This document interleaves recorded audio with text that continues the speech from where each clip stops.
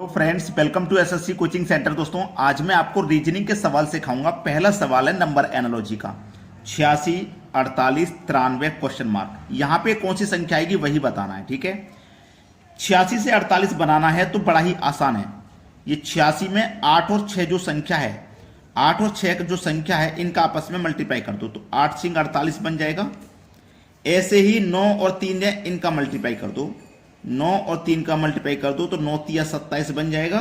और 27 कहां पर है? बी ऑप्शन में। ये आपके सवाल का आंसर हो गया। क्या आप इतनी फास्ट तरीके से आंसर कर सकते हो? अगर कर सकते हो तो समझो आप एग्जाम की तैयारी के लायक हो, वरना अभी आप यही सोच रहे हो कि भाई पता नहीं कैसे हो गया, ये 8 सिंग 48 क्यों कर दिया। ये रीजनिंग है। रीजनिंग के नंबर एनालॉजी में इसी तरह के लॉजिक होते हैं। समझ गए ना बात को। अब देखते हैं अगला सवाल।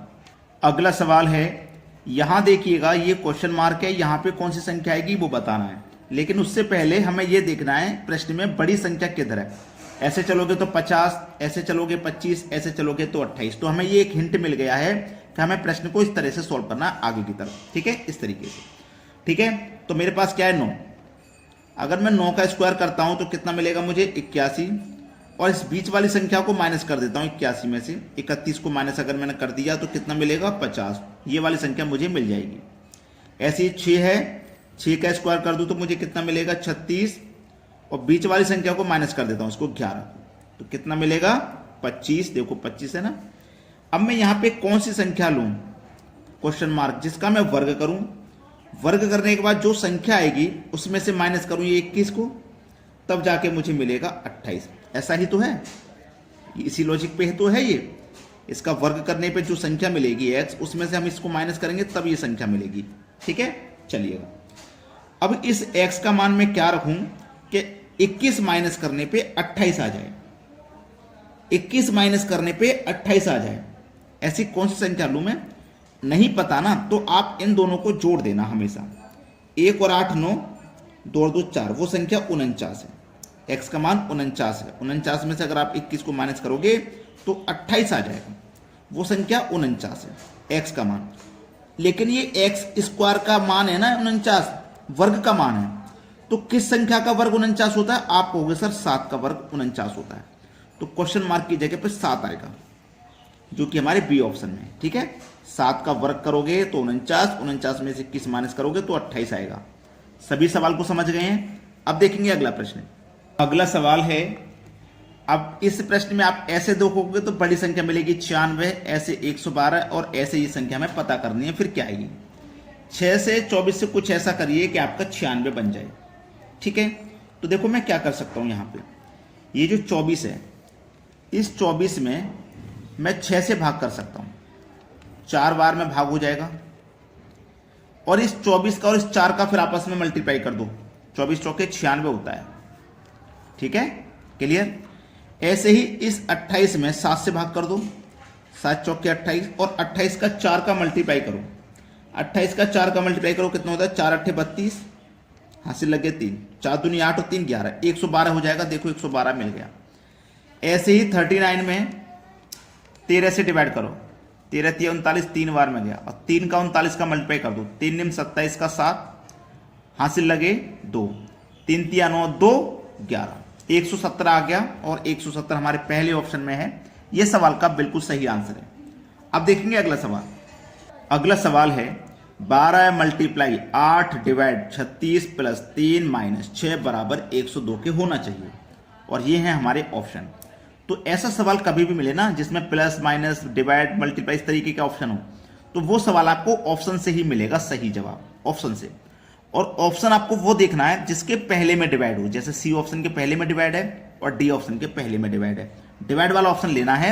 और डिवाइड में वो ऑप्शन लेना है, जैसे मान लो प्लस यहां होता है डिवाइड, यहां तो नहीं, उसको पहले लीजिए जिसमें डिवाइड पहले है। तो मेरे सी में डिवाइड पहले है, मैं सी ऑप्शन को लूंगा। ठीक है, इसका लेने का मतलब है जहां डिवाइड लिखा हुआ हो हमें वहां प्लस कर देना है, और जहां प्लस लिखा हुआ हो वहां डिवाइड कर देना है, साइन चेंज कर देना है। तो 12 मल्टीप्लाई 8, अब डिवाइड है तो इसे मैं प्लस कर दूंगा।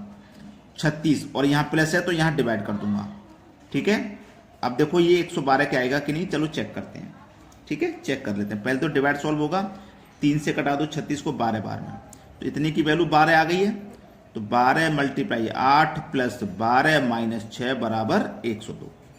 ठीक है, 12 अट्ठे 96 प्लस 12 माइनस 6 बराबर 102।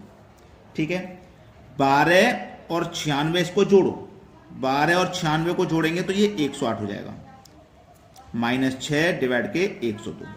अब 108 में से 6 घटा दो, 102 बचा, और इधर कितना है 102, तो 102 के बराबर आ गया कि नहीं आ गया? बिल्कुल आ गया। एक बार में सटीक आंसर मिलेगा वो ऑप्शन लीजिए जिसमें डिवाइड हो और डिवाइड पहले दिया गया हो। ठीक है, अब देखते हैं अगला सवाल। अगला सवाल है, यदि n बराबर 28 है और ORE बराबर 76 तो PALE का मान क्या होगा? देखो n बराबर 28 है।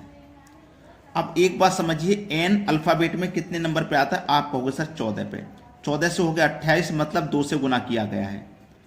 ठीक है, ORE 76 है, ORE O कितने पे आता है? 15 पे, R आता है 18 पे, E आता है 5 पे, जोड़ दो, 15 5 20 और 8 38।